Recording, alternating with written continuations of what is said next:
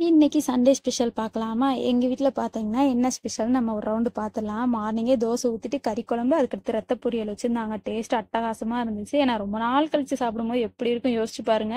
டேஸ்ட்டா இருந்துச்சு. ஆஃப்டர்நூனுக்கு பார்த்தீங்கன்னா, சில்லி சிக்கன் வச்சிருந்தாங்க. அத அப்படியே எடுத்து சாப்பிட்டுட்டு இருந்தேன் நானு. சொல்லும்போதே பார்த்தீங்கன்னா, அப்படி எச்சி ஊறுதுங்க. ஏன்னா சிக்கன் சொன்னாலே எனக்கு அவ்வளோ பிடிக்கும். இதுக்கு காம்பினேஷனா சாதம், அதுக்கடுத்து பார்த்தீங்கன்னா, கறி குழம்பு, அப்படியே எல்லாத்தையும் தட்டுல போட்டு ஒரு எக்கு வேற.